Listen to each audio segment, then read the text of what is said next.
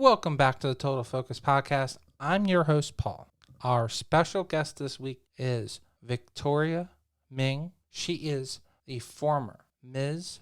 World America 2015. I'm so excited to have my first national world title holder on the show. Thank you so much for being on the show. And I'm so excited to talk about her experiences competing and about her career as a real estate agent. I know you should stay tuned. Our sponsor of the week is Mid-Atlantic Video and Photography Productions. No matter if you need photos or video, they are the team to get the job done. No matter if you need photos for a special event, a professional headshot, or a wedding, they are the team to get the job done. And if you have an upcoming wedding, you need a wedding videographer. If you need to shoot a commercial, or if you have something special and you need a videographer to be there for you, Mid-Atlantic Video and Photography Productions is the team to get the job done. So make sure you reach out to Mid-Atlantic Video and Photography Production for your next photo and video project. And welcome to the show. Hi, thanks for having me. It's always a pleasure to have my first world America title holder. So this is incredible. So I'm so excited to have you on the show. I mentioned in our pre-recording that I was so excited to have the photo representing your Facebook when you won Miss World America. So that was so excited that I was in a little way representing you. So I'm so fortunate to have taken that photo, as well as I thought you did such a great job representing our country. So I really was just excited to have you on the show. Oh, well, thank you. That means a lot. And yes, that photo was taken, I want to say it was just the night before I was actually crowned. So at the moment that you took the photo, I was Miss Arizona. And then the very next night, I won the pageant. So it is very nostalgic now, especially that it's been 5 years since I know, that it's photo crazy, was right? taken. Yes, time flies. I love that hat. I always thought that hat was so cute. Well, thank you. That was actually my mom's. She let me Oh, borrow that it wasn't something they gave you. That was like yours? Oh, Yeah, that's that was my awesome. hat. Okay. Yeah. So, a question I always ask my guests. So, starting out as a little child, are you doing are cheerleading? Are you in competitive sports? Are you doing anything in an orchestra? How did you get to the point where you were confident to be on stage and do pageants? Well, it's funny because I grew up with an older brother. And so I was very much a tomboy growing up. I spent a lot of time fishing, camping, being outside, climbing trees. And half the time I was wearing hand me down clothes. But when I wasn't acting like a tomboy and doing all sorts of outdoor activities, I was also a competitive dancer. And I had always had interest in modeling and acting. I loved to just remember lines from movies and act like I was a movie star at home. And then one day I got a letter in the mail that was advertising for a pageant. And so I asked my mom if I could compete, and her answer was no straight away. But I finally wore her down I've heard after. I've heard this. Is it a generational thing? Because I've had some of my colleagues that are closer to my age say that their parents initially said no, and then I've interviewed a lot of colleagues that are 10 years younger and the parents are more on board. Do you think it's a generational thing, or is it a cultural thing that Maybe, I'm not sure. I think more than anything, my mom was just afraid of me becoming a diva. Oh. And Well, she clearly just, you haven't become that, because you're very humble. I mean, it oh, comes off extremely that you're humble, and oh, well, thank you. you work so hard. Like, I know a lot of real estate agents, and I honestly think you run around circles in them. So I think a lot of them could learn from you, because it always seems like I'm like, seriously, like you're breaking walls. So Well, I appreciate that. But yeah, when it comes to pageantry, I told my mom that I thought I could learn a lot from it and maybe just let me try it one time. And so she agreed. And after that, I think she saw how much I grew, just my character and personality after the first pageant. And so she was totally on board thereafter. Now, um, is that in conjunction with doing dance? Yes. So I was a competitive dancer for many years and even continued to do dance and pom throughout high school. Okay, so So, you were doing NCAA cheerleading yes. competition. Okay, cool. So would you go to Walt Disney World and do those large competitions, or was your team not at that level? We were a smaller and newer school, Okay. so I think we were like among one of the first classes Well, to that's go to that exciting. school. Yeah, It's always excited to be the first and the best, right? So you can always be remembered, right? right, right. So we were a smaller school. We didn't get to go to those competitions, although I would have loved to. But my heart was in pageantry at that point anyway. So I started to really focus on pageants at that point. Do you think that's a really good start for a young child or someone who wants to build their verbal skills as well as on stage practicing and staying in fitness shape?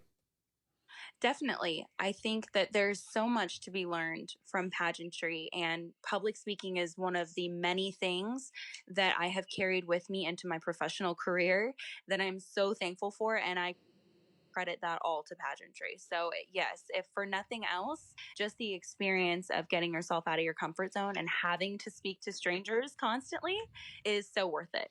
So, what was the original system that um, contacted you? I assume they mailed out like a flyer or a letter. Yes, it was National American Miss was the very first pageant that I ever They did. uh they do a huge campaign. I really am so fascinated because you are now out of 57 interviews, you have to be at least the 20th person that has mentioned that's the email and you had this conversation with your mom. Like, so this is like an ongoing theme. Yes, I can imagine. Yes, they do all kinds of marketing and they do it well because it works. Do you think that even today that's a effective strategy for the pageant industry to continue to do that, or do you think there's other ways to connect and get that audience to initially sign up to do a pageant?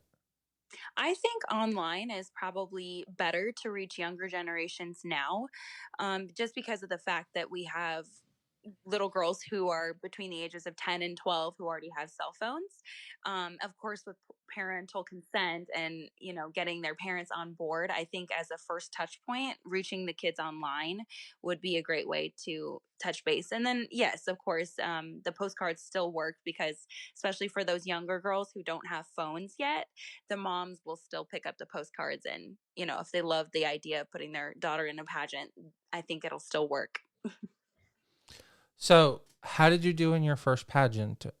Did you have any help? Did you spend any extra money on any of the outfits or makeup? And did you have any really idea of what a pageant is, or were you just watching America and USA as a reference point? Oh goodness, no. I had zero idea what I was doing. I was completely lost, and just as a personal reflection, I think I did horribly. Um I somehow managed to place in the top 10, and that was a huge surprise to me. And it's actually funny because when I made it to the top 10, I instantly started crying, and they were happy tears because I didn't think I was going to make it to the top 10. But my mom, watching me from the audience, thought I was sad. So I had to go backstage and gather myself quickly after the top 10 announcement and then get it together. But I was just elated to have made the top 10. And I got my dress from Dillard's. It was on sale for like $40. I didn't have a coach, and my mom and I really just practiced on our own. So I had zero experience, but I did love the entire process of competing in a pageant. and I just managed to make the top 10, I guess, because they thought I was cute and had a great personality. Well, talk about a steal, $40. Oh my God. Like, I mean, I think that is that should be a ringing endorsement that you do not need $100 or $1,000 dress. And Right, right. and no matter how you feel that you personally did, to never be in a pageant before and be in top 10 is still an achievement. So, okay. Yeah. Yeah, and Okay. that was the first time I felt like I could be good at it. And so after that, I just got the itch, and I knew I wanted to compete again. um, is the itch because you made friends? Is the itch because you did you placed? Is the itch because you got the opportunity to feel that stage presence and some people clap for you when they said your name? Or is it I think or is it as something the of everything else? Yeah, so I think so every year when you go to National American Miss, they play like the Queen's Walk Away video and speech. I'm sure you've seen it. But Hmm. basically, the first year that I competed, I remember seeing the outgoing queen and her video and how happy she was, how many friends she had, how confident she looked, and then also how many other lives she had touched because she was able to do community service. And I just remember watching that video and thinking, oh my goodness, that could be me. I can do this. And so after I made top 10, I think that the itch really came from just feeling like I had a chance to be that and make a difference and be that girl for other people. I always wanted to be that person who other girls could look up to.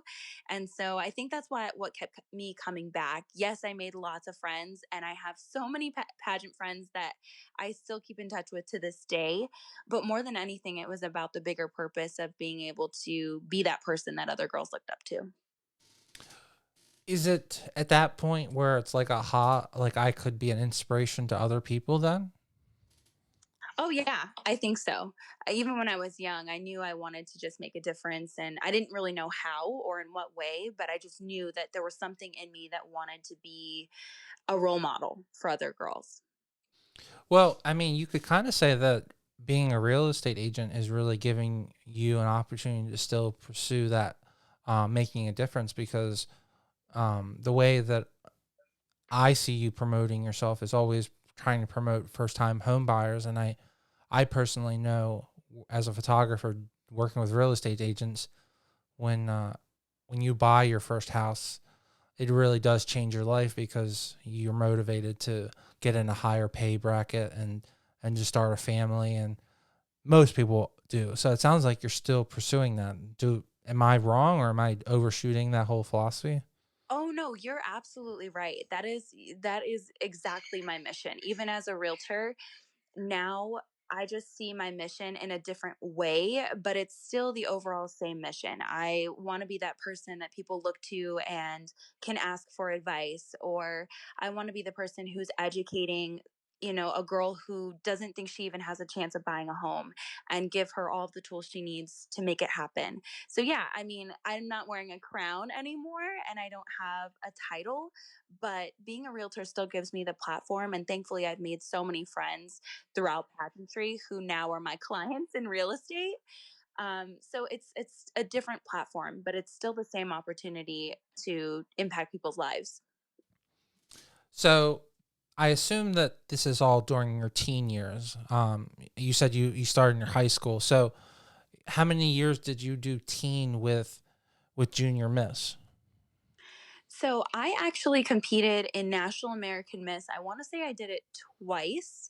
The second time I made top five, and I don't Okay, know so the you exact wow, years. yeah, you see? That's awesome. Okay. See, Yeah, and then right about that time, I had I get started a high feel. school. I apologize for interrupt. I always do it. So I just want, but kudos. You like major improvement. Every time is, it sounds like you're very hard on yourself. Like you strive to be the best, which is a good mindset, but like you improved. That's awesome. Like, Yeah, I did. I went home. I tell you, after the first pageant, I was like, oh, I'm coming back and I'm going to do it right this time. So, yeah, the second time I made top five and I was happy, but I still hadn't won. Um, fair enough. so, right about that time, I started high school. And I believe it was my sophomore year that I started researching other pageants that were available. And I came across the United States system, and I decided to compete in Miss Junior Teen Arizona at the age of 14. And that was the first pageant I ever won. So that was my first experience winning. I was about 14 years And old. what a great system to win, because the crown is, even to this day, so epically incredible. I always loved the United States crown. Yes, it's beautiful. And that was the first time I ever went to nationals. And I was fortunate enough to place first runner up at nationals too. So I won my Arizona crown, then I went to nationals and I got first runner up. And I am the fun fact, the young lady who won our division, I am still dear friends with to this day. She lives in New York City and I just talked to her yesterday. So it was a great experience, and I still am friends with her for the last 11 years. Well, see, those are those important contacts. It's just like when you go to college, and you have a sorority and you have that sisterhood or a frat for guys. So it's so important that you cultivate those and you don't let those experience go, because they might help you financially or just as a good friendship. So that's incredible that you have that still going, and kudos for you to do that. Yeah. So, and then it only ensued from there as far as my love for pageantry and everything that I thought was possible. Now, was that the last year? Were they still doing it in Vegas? Because then I believe at some point that's when they transitioned to Washington, D.C. Yes, you're correct. That was, I believe maybe it was one more year after that year that they did it in Vegas. Actually, no, you're right. It was the very next year that they moved to DC. So, yes, I was the last year that they did it in So that's Vegas. really cool to literally, I mean, even though Arizona is really close to Nevada, but that's really cool to go to Las Vegas for your nationals. That's must have been really exciting. Yes, it was. We had a lot of fun. So now, for the rest of your pageant sisterhood, did you stay in the America family, United States family, or did you venture out? So, I was the person who would compete one or two times in a system. And I guess just by the grace of God, I was always fortunate enough to win. And then I would go to a Oh, different wow. system. Okay. Well, So, kudos to you. after I mean, Thanks. Yeah.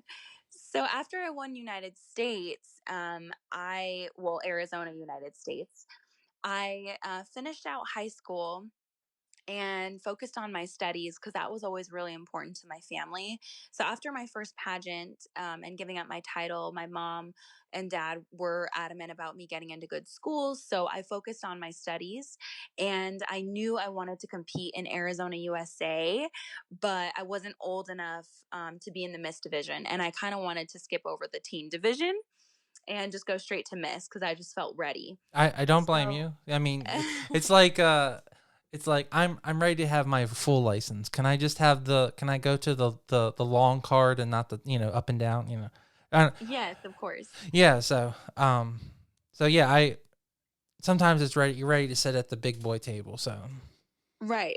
And I had been watching Miss USA, and I had a very close friend of mine now who was Miss Arizona USA in 2009, which was my freshman year of high school. And she was someone I really looked up to. And she ended up placing second runner up at Miss USA and was the last time actually that we had ever placed in the top five. So she was a huge inspiration to me. And I just looked at her with these eyes like I wanted to be her. So by the time I got to college, I was like, okay, I'm ready to compete at Miss Arizona USA. And so when I was 18, I entered Miss Arizona USA. and what's that experience like? Did you feel like a fish out of water? Did you feel like your time had arrived? Like, did the experiences that you had beforehand prepared you for this elite system? Because I feel, and I'll just say I feel that USA is the top. So, do you feel that same way, or you don't have such a strong feeling on that? Well, I always loved Miss USA. I thought, and I watched Miss Universe. So just like every other little girl in the United States who loves Mm-hmm. pageantry, I did. I loved the USA system. But when I entered, I was the youngest girl, and actually, I had to appeal to the Miss Arizona USA system because they wanted to put me in teen. So I had to write a letter and ask to be placed in Miss. And They were going to just arbitrarily make you compete for a system that, okay. no, What? well, so it was just advised that I compete in One of teen. those, It was, one of yes, those I was things. urged. Darling, don't you think that, our advice is so important? You should listen to us. We we have so many years in it and success, and we only want the best for you. Wink, wink, Right. wink, wink. Yes, and I think that Oh, there was an underlying sense that if I had competed in teen that I probably would have won, and I just felt like whoa, I really? was Like you felt that? Like you felt like I oh yeah, I did feel that way. I felt like if I had competed in teen, I just felt more than ready, wow. you know? I So, I know, but that you gave up such a big like wow. Okay. I commend you as well as like I'm like flabbergasted that if you really felt that way, because if you felt that the field was it was yours to take, and you chose not to, I commend you. That's like, doing the right thing. Like, the right thing is to give that money back, if you found money on the floor, and it doing the right thing is giving it back to the person and to hold on to it. So, yeah, yeah. and it wasn't even so much that. It's just that I'm a very competitive person and I like a challenge. So I just felt like being in the Miss division, being the youngest one, was going to be really hard. And I was up for that. And so that was really all that it was. I was okay with being the youngest. I was okay with being the underdog and with zero experience because I just felt like if I'm going to throw myself into this, I want to do it all the way. So anyway, I I entered the Miss honestly, division. that's why you are Miss World America, because that message you just sent is so important. I love that you just said, I don't want anything given to me. I want to compete. That is so, yes. I Yeah. So, and there please wasn't promote any that. sense of like That's such a great, no, it's just like good philosophy. Yeah. Life is so short, and if you get everything, then you never know how fun it is to have that, to win something, and tell people Hmm. that you've deserved it because you earned it. Right, right. And I am that type of person. I like to push myself and make things really difficult at times for myself. But in any case, I entered the Miss division and I worked really hard. I would stay up all night studying because I was at college during this time. So I would stay up studying and then I would wake up early and I would go work out. And I was really diligent about my wardrobe and I made sure everything was perfect the way that I wanted it. And I felt so good about my performance. And I actually didn't tell anyone the entire time at the pageant how old I was. I didn't say anything. I just acted like normal, and my mom kept telling me, just you're competing against girls who are in their 20s and they already are have their degrees and they have careers. You need to act their age. So I never said anything about how old I was. And I went the whole weekend competing. I did great, and I actually am still to this day the youngest person who has ever made the top five at Miss Arizona USA. You So I go, ended up being girl. Oh my God. thanks. I mean, Yeah, so that's all. I mean, I made seriously, top like five. it sounds like you had the right approach. You put your priorities first. You wanted, you're putting your school first, but then you're also working really hard, and you weren't playing the game that you easily could fall into, where you have to, like, you know, that pageant game where so it sounds like you were very motivated. It sounds like you're nice to everyone. So, I mean, that's a great approach. I mean, a lot of people could learn from that. Oh, well, thank you.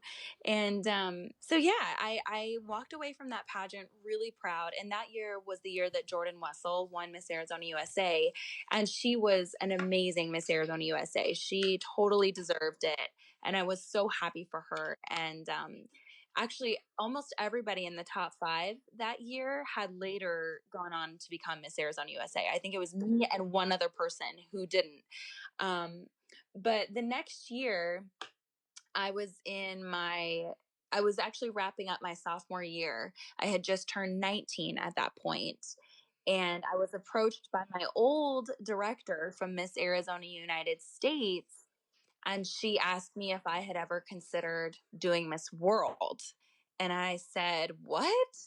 No, no, I'm not ready for that." And she's like, "Well, you could just go to Miss Arizona World and then go from there and see what happens." And she showed me this video of all of the impact that the women were having with their respective titles all around the world. And they had raised something like several $1 million for charities around the world. And after I saw that video and I spoke with her, I had breakfast with her, I went home that night and I just prayed about it. And I thought, okay, am I supposed to do this? And so I entered Miss Arizona World. And actually, that time I was so busy with school that I didn't really think that much of it. I was excited to compete, but um, I would have been okay if I wouldn't have won, which is such a weird feeling because I'd never felt like that before. I wasn't as competitive. And I, sure enough, ended up winning Miss Arizona World. And then, the rest is history. Well, yeah, and I mean, so is it making it goes back to your, I guess, that initial philosophy, making a difference and helping people. So that video really sold you then. So whoever put together that video should be commended, because I guess if it wasn't for that great video, then you probably would have not been driven to compete in that system. Am I wrong? Of course. Yeah, no, that is absolutely right.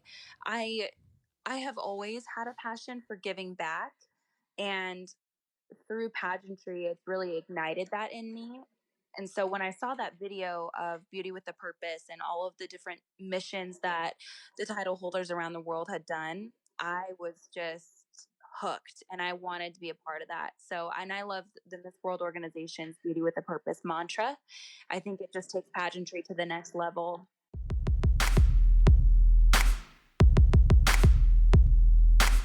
I just wanted to take 1 second from this great interview and talk about our sponsor of the week, Mid Atlantic Video and Photography Productions. No matter if you're planning a wedding, a special event, or you just need an amazing headshot, they are the team to get the job done. You can reach out to them at 443-422-3830. Again, that's 443-422-3830. Or you can just go right to their website at mavpp.com. Now let's get right back to the show and listen to this great interview.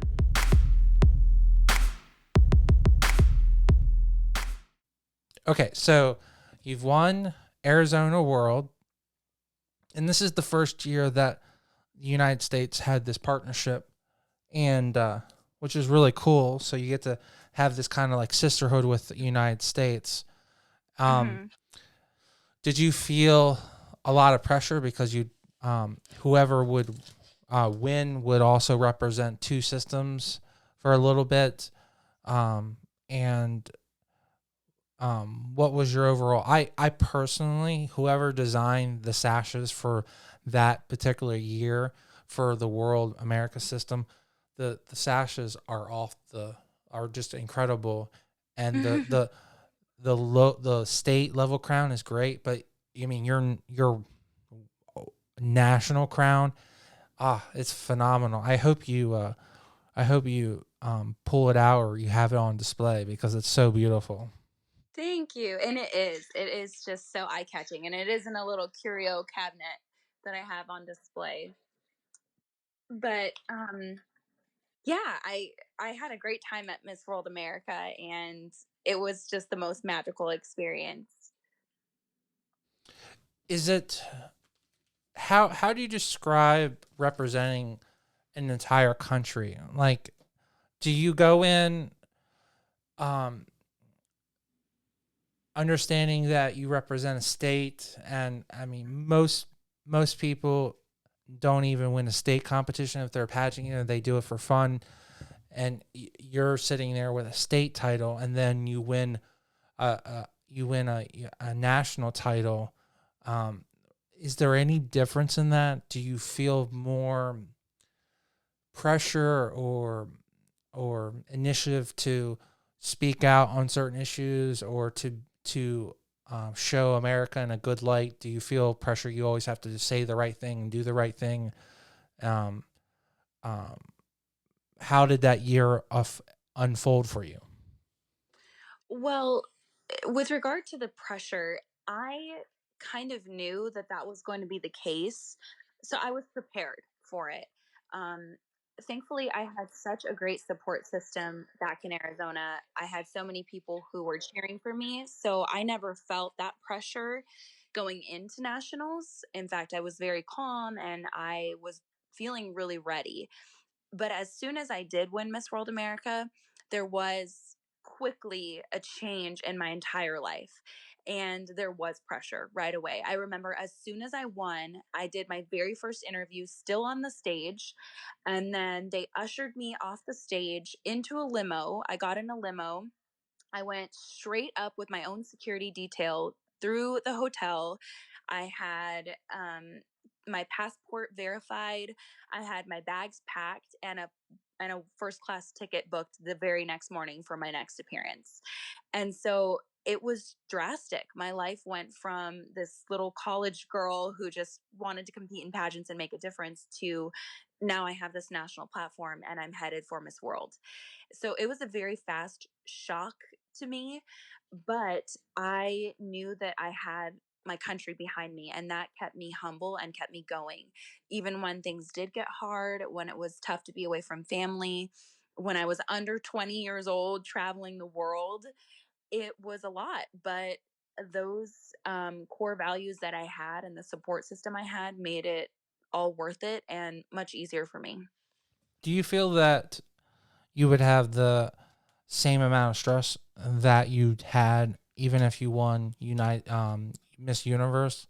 Do you feel that those titles are equal because of the pressure they put on? Because a the world title is usually ranked higher than universe. So for you to have one of the titles competing for world, um, did you feel that type of pressure? And I guess when you say appearances, were you doing appearances from a state level? Were you flying state to state, or were you now asked to do things to represent? Like, were you going to more national functions and going abroad? In the beginning of my reign, we did everything we could to give me a statewide presence throughout the USA. So I did a whole tour around the United States. And it wasn't until after Miss World that I was requested for other more international events, which I was always open to. But yeah, I never felt pressure with regard to one title going for Miss World and then another girl going for Miss Universe. I actually was crowned the same year that Olivia Jordan won Miss USA, and she was a former Miss World competitor too. So that was really nice. And I had the opportunity to actually meet her the night she won Miss USA. And she was so sweet. And she actually gave me advice for Miss World. So I never felt that pressure. I was really happy for her. And I knew that we had two totally separate missions and brands associated with each pageant. So I never felt that kind of competition or pressure between her or I. Okay, so the big question is, what's that experience competing for a world title? Um, Going into that, like, were you um excited or cautious that like you're going to meet people that do not speak English and may not automatically accept you for who you are? And No, I never felt that way. Yeah, I have always loved traveling. So as soon as I knew I was going to China to compete at Miss World, I started researching things about China. I tried to learn a few words, which Mandarin is very hard to learn, but I learned a few things, like at least saying hi and bye and thank you. Um, and so I was never really nervous about the culture shock or meeting the girls or anything. In fact, I was really enthralled and just excited to meet everybody and learn about everybody's different cultures. Did was China like previous to winning your title? Was that even in your mindset that I wanted to visit China one day, or was China somewhere that you've always wanted to go and just was such a exciting point that you're going to get to visit as well as compete in that country? Yes, to both. Okay. I had always wanted to travel to Asia in general, so I didn't really have a specific place I really needed to go, but that was my third international trip was my Miss World trip, and it was incredible, and I wouldn't have changed a thing because the Asian countries are so pageant focused that it was amazing being in China as a title holder. We were treated like celebrities. It was so different than it is even here in the USA. You know, we look at Miss USA and we're like, oh, that's awesome. She's Miss USA. And, you know, they're celebrities to some extent, but nothing like in Asia. When you compete in Asia, they are like, it's basically like being Kim Kardashian. You're just so famous there. And it was a very cool experience, aside from the actual culture and the food and everything else that we had the opportunity to see and do while we were there. Did you try their fast food joint called Joy? I believe it's called. No, I No. didn't. Okay. Uh-uh. I've heard some like incredible things. They have like this incredible fried chicken, and it's like their McDonald's. Supposedly it's Got incredible. Um, Wow. so you made a point say that you're feeling that your celebrity level was like Kim Kardashian. So were you also concerned? Did you feel overwhelmed having a ton of security? Was that something that we were like, like did you feel that was ridiculous, or did you feel that you definitely needed that? I think the Miss World organization does a great job of prioritizing their contestants' security and safety and well being in general. So I always felt safe. And I think because of the fact that we had security details and that everything was very well organized and planned, I felt like I could let my hair down a little bit more and not be as worried because I knew that we were being protected. So, if anything, I was really grateful for that. Well, that's awesome that you felt that life was normal then. I have had colleagues tell me that they sometimes feel like they're in a bubble if they're out to a place and they don't have a detail with them. So it's great that you still felt that you were able to be yourself and be able to really um, feel normal in such a bubble environment. So that's pretty Yeah. awesome. Yeah, it was great.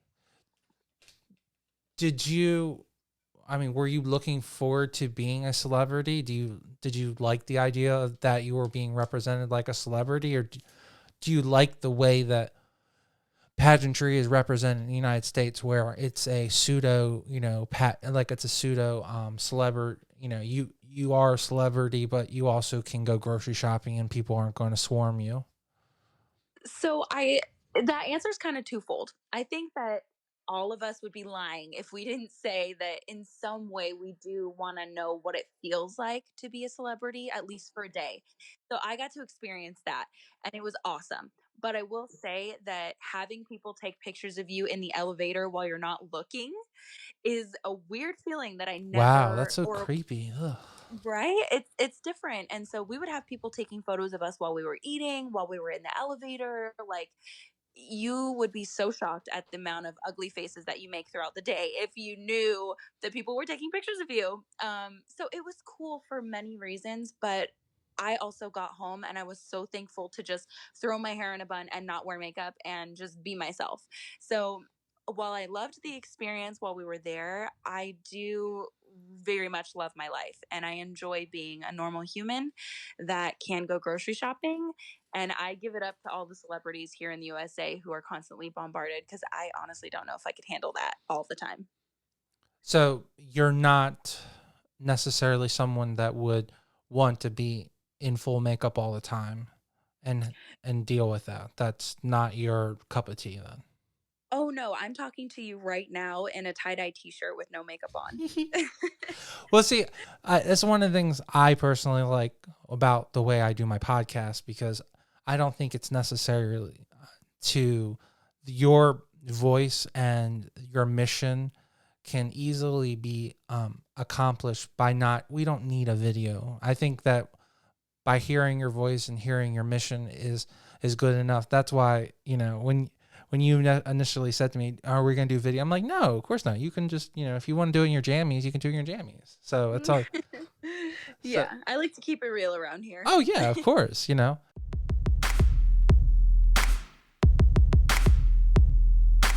I just wanted to take one extra second and talk about our sponsor of the week, Mid-Atlantic Video and Photography Production. No matter if you're planning a wedding and you need a wedding videographer, you're doing a music video, or you're doing a commercial, they are the team to get the job done. You can reach out to them at 443-422-3830. Again, that's 443-422-3830. Or you can go right to their website at mavpp.com. Now let's get right back to this great interview.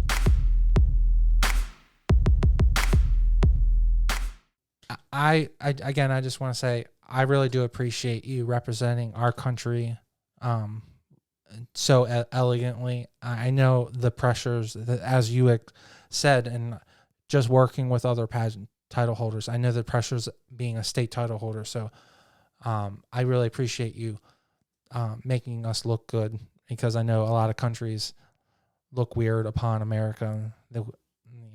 So I appreciate you giving us that good, positive outlook and doing your hardest to make America look good. So I really appreciate that. So, Well, it was truly an honor. Yeah. So, thank you. Well, all good things come to an end. So your year of reign came to an end. Now, before we move on to your new career, was there anything really cool being the national representative? And did you have an appearance or something that was just so cool that you want to tell people about?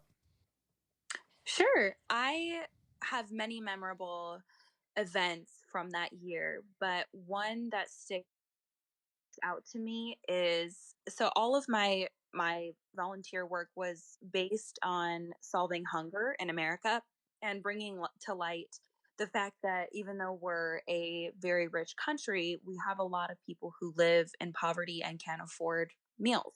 So a lot of my work was based in um, food pantries and homeless shelters and schools, giving back to underprivileged children. And my favorite event was going to a school in one of the projects in Boston.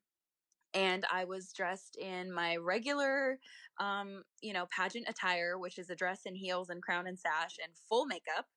And I showed up to this event and I just saw these kids, and they were the most vibrant, sweet, amazing kids. And so I just took the time to give the whole classroom a speech and talk to them about their dreams. And I got to hear what they want to be when they grow up. And that was really special for me because I love children.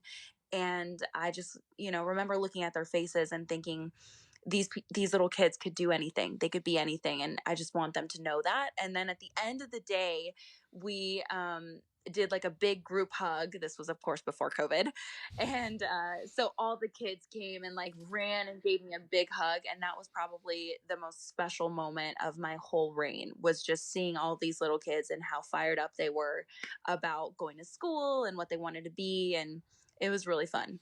I mean, I love that one of your best moments is not like meeting a celebrity or doing something cool. Your biggest thing that you're so proud of is going to underserved children and helping them. It just shows how humble and how caring you are. So that's pretty awesome. And Yeah. I really commend you for that. Oh yes, I'm here. Okay. So I I I really want to talk about your new path, which is being a real estate agent in Arizona. And if you guys live in Arizona, you have to reach out to her because I know she's going to crush it, especially if you're a first time home buyer. And, well, I mean, I could blab about you, but why don't you give them a little tidbit about yourself? Sure.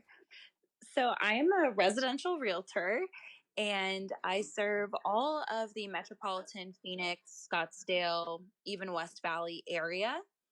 I absolutely love my job and being able to educate the public, as you mentioned, specifically first time home buyers on the home buying process. I like giving people tools about their own personal finances and helping them invest in real estate. And then also just the ins and outs of real estate, the back and forth grind of negotiating and seeing beautiful homes all day. It is truly a dream job. I love it. Oh, yeah. I've had the privilege of working with a lot of real estate agents as a photographer and doing real estate photography. And people don't realize how many beautiful houses are out there and how many houses are really affordable when you're spending all that money for rent and you could easily afford a house that gives you like a backyard and allows you to maybe have a dog and have a family. It's pretty incredible, especially in Arizona where I was watching your video where you could get like a really nice house for 300, which is incredible because $300 is pretty achievable if you have just a decent job. So, Yes, of course. And Arizona real estate is known nationwide for being one of the more affordable places to live, yet it's not so far off the map that you're in this remote area. We have everything that anyone could ever want, except for a beach, but we're close enough to one. And we have great weather year round. So if you're ever, in the area, I'd love to meet you. But yeah, I love living here and serving Arizona. so for the first time home buyers, is Freddie and is Freddie still the go-to lender that you would recommend, or they're are they still not in good standing? So Freddie, are you talking about like Freddie Mac and Yes. Fan? Yeah, Oh yeah, yeah. yeah. Those are the main. Those are actually low loan programs, but Okay, they're the lenders. loan programs. Okay, gotcha. Yes, yeah. So and they're very common. I actually have an FHA loan on the house that I own right now. So yes, to answer your question, they're great programs, especially for first time home buyers because they allow buyers to put minimal money down and get into a house that's affordable and still something really nice. And we just raised the rates. So, I mean, not the interest rates, but the threshold for purchasing. So now you can purchase up to $365,000 worth of real estate through That's a FHA lot loan. of money for Arizona, right? I mean, It how is. how Yeah. You how can get a really nice house for is that. that like a two bedroom, two bath house? Is that the best way to describe it? Is that like 3,000 square feet? Not 3,000 quite. It would probably be like a three-bedroom, Oh, it is maybe. three. Oh, that's three bedrooms for that price. Wow. Okay. Yeah, you could. I have a listing right now that's listed for 300. That's a four-bedroom, and it's about 1,800 square feet, and Okay. it's But how many 300,000 bathrooms? too. Okay. That's not Yeah, bad, right? No. yeah. No, it's not. It's a really great starter home. So I mean, it's perfect if you're like a first-time home buyer and you don't have kids, or maybe you have just one kid, or even two. I guess could fit in So a house there's, like that. I assume So there's a master with three bedrooms, and then one of the bedrooms could be an office. So that, yeah, that's a lot. I mean, yeah, yeah, you get a lot for your money out here, which is really nice. And everybody has pools. So this house I'm selling is 300,000 with a pool, four-bedroom, two bath, now and it's really pretty. I've been noticing in your video, is it just the houses that you're particularly fond of that have the artificial turf in the back, or is that the style that you go after? Because I've seen that a lot. Because I'm like, Or is that just a trend in Arizona, and particularly with new houses that you put the turf in the back? I think it's that one. Okay. Yes, because water, well, first of all, we live in the desert in Arizona, Right, so right, right, right. water is scarce and it's expensive. So and it's so hot that the grass out here dies so easily and is very sensitive to the sun. So we're seeing a shift with landscaping to go more of an efficient route, and that would be the turf. So a lot of homeowners have turf. I have turf in my backyard, and they're getting pretty good. They look really real, and it's low maintenance, and it never dies. Oh, I know that it looks real. If you just watch football or baseball, the Arizona Diamondbacks just put it in their stadium, so it looks pretty damn real. Yeah, it looks Does great. it is it, I guess, comfortable to walk on in direct sunlight? Because Arizona gets so hot, or it's recommended that you have something on your feet. Yeah, you definitely can't walk on it barefoot. It gets hot. I mean, Okay. I wouldn't recommend walking anywhere outside in Arizona in the summer. Fair It's enough, very Paul. tough. It's Arizona. You shouldn't. Okay, fair enough. Yeah. Okay, Yeah. smack. Bad question, Paul. Um, so I guess are the particular is an Arizona style. Most of the houses are ranchers, or is that not the right word? Meaning one single floor houses. That is definitely just based on my experience, particularly after this year. Because of COVID, we've seen so many changes in what people want out of their houses because we're spending more time in them. So a lot of my clients are looking for one-story homes that are more ranch style with bigger backyards. And you can easily find those here. We do still have the metropolitan area, even Scottsdale, that have the high rises, and you can definitely get that like city vibe, or you can live in a really nice townhouse with, multiple stories. But I think that especially after this year, families are looking for more space and not wanting to go up and down stairs a ton. So if someone is living in a surrounding state or living specifically in Arizona, what's an ideal customer that you can suit the best? Are you best suited for someone who is on the precipice of getting married and having a family, or um, you can handle that single man or single woman that is out and about, and they may want like a party palace, kind of like I guess a condo unit, I guess, or a flat.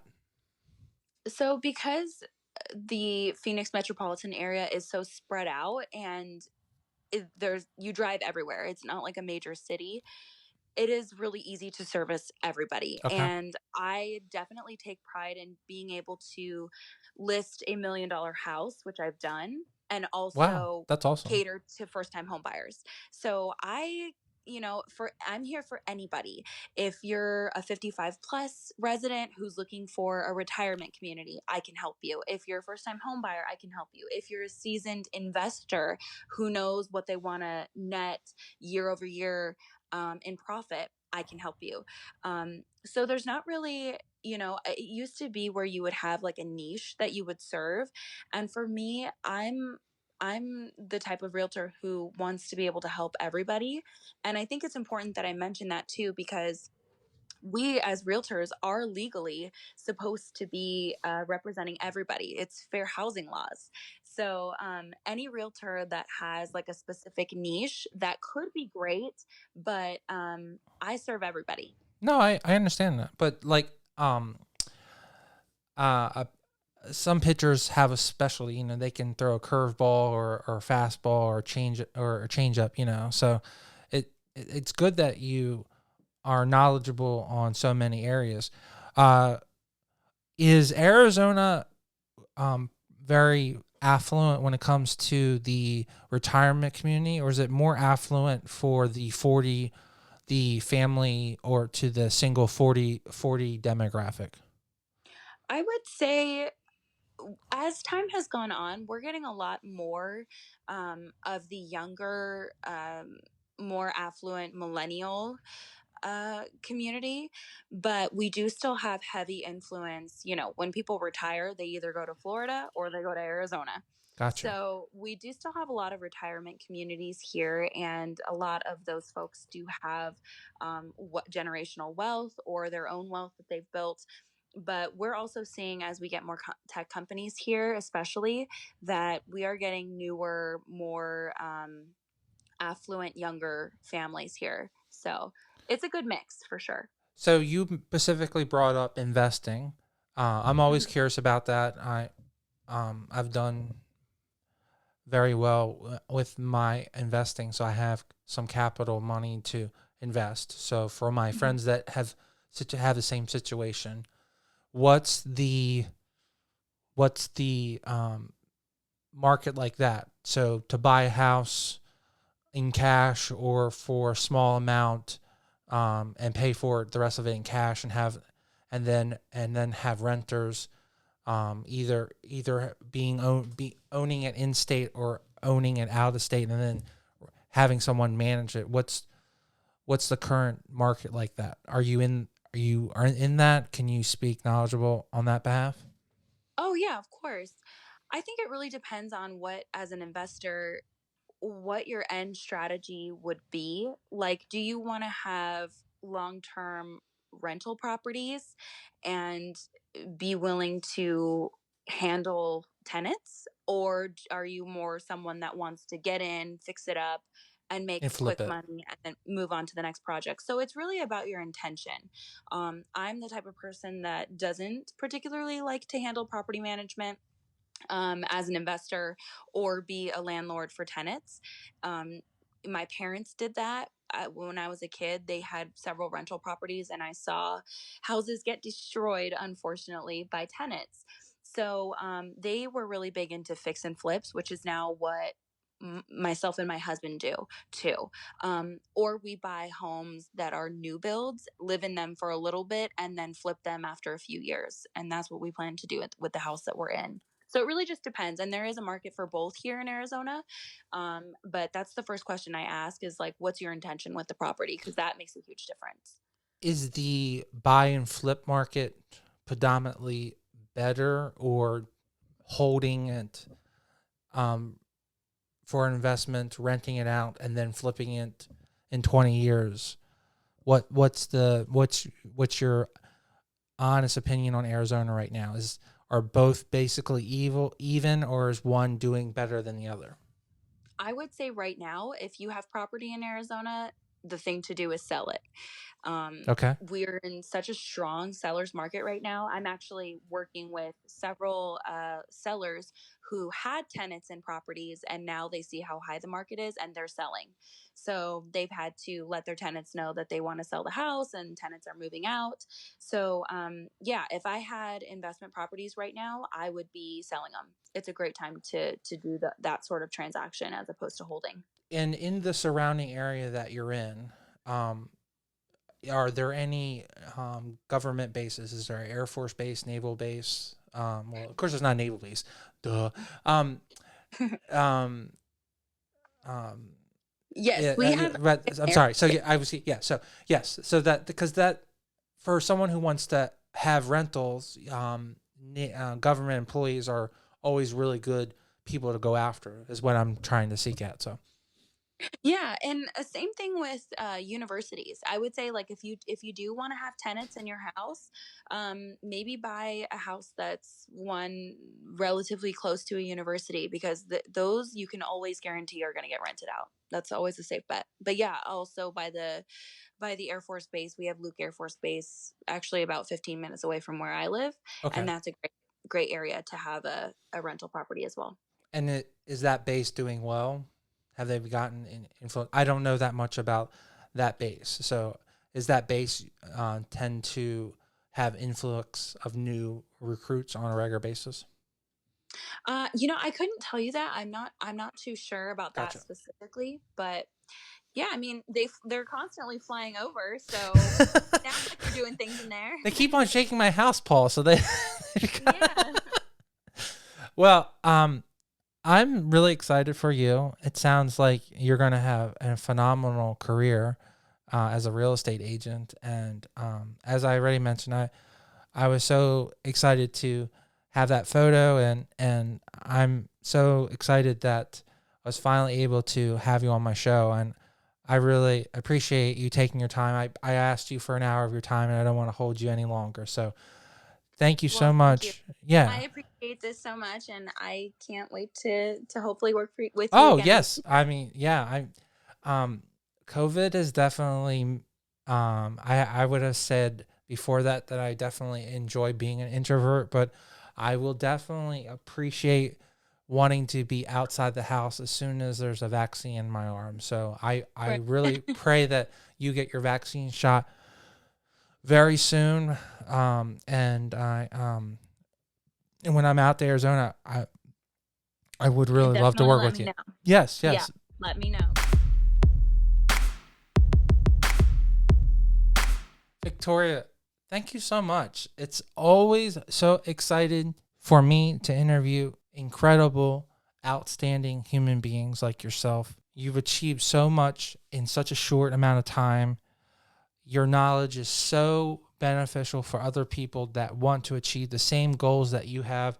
I commend you. I know that you're working hard and you're going to be an incredible real estate agent. And I hope people reach out to you that heard this podcast. So make sure you tell her that you heard it from the Total Focus podcast. Now, don't forget, as always, to make sure you wash your hands and keep 6 feet apart. Make sure you get your vaccine shot, guys. The vaccine is out. Make sure you get your vaccine shot. And I also want to remind everyone, we have our 2 channels. We have the Total Focus podcast, and we also have our movie review show with my co-host, Yvonne Carlos, called The Movie Breakdown. So I really would appreciate your support in helping us grow both our channels. And I always love you guys. I appreciate your thumbs up, your comments, everything. And as always, please stay tuned.